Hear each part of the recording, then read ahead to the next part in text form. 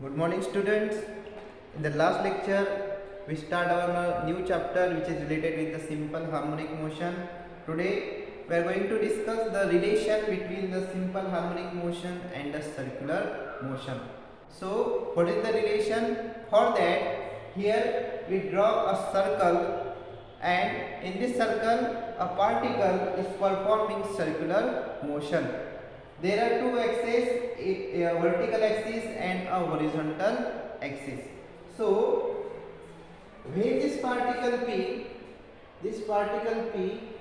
perform a circular motion around the circle, a perpendicular drawn from this P to M.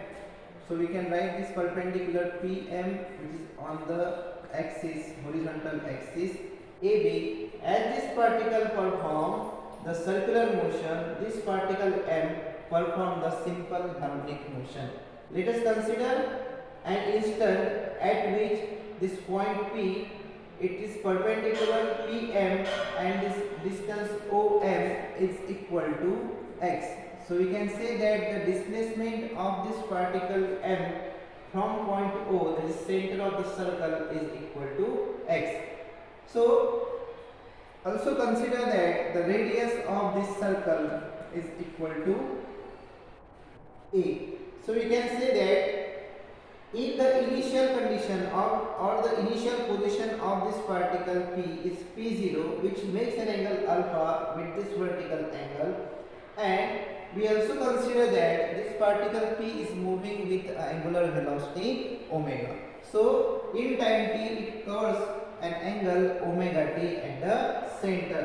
So we can say that the whole angle, the total angle, this total angle is nothing but omega t plus alpha.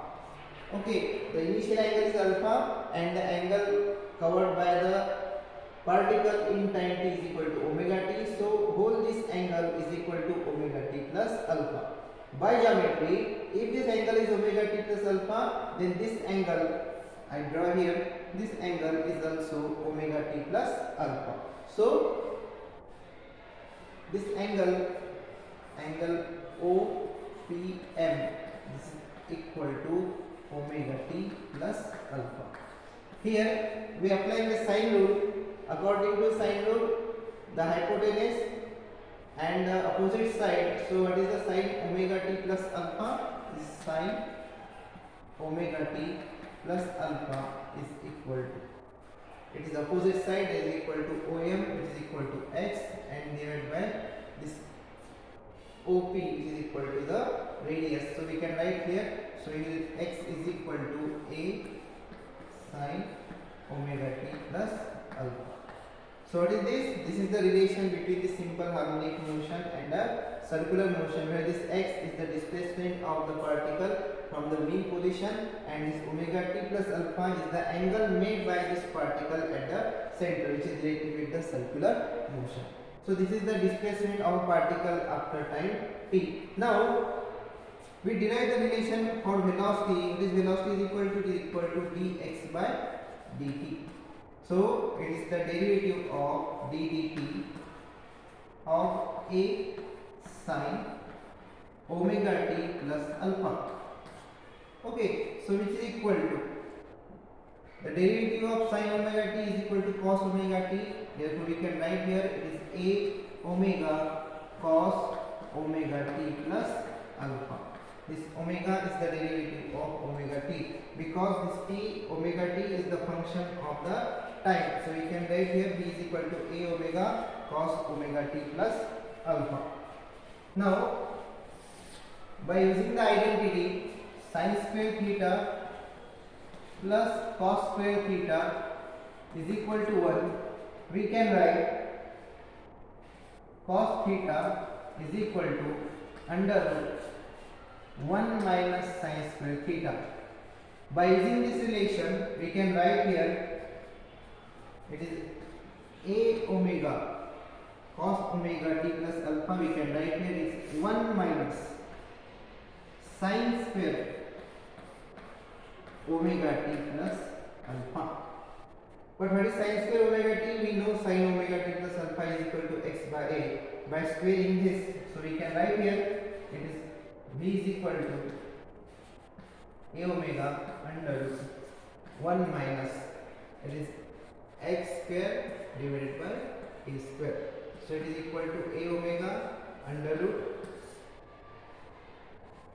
a square minus x square, and it is divided by a square. If we take this a square out of the square root, so it becomes a, and this a get cancelled, will remain here omega.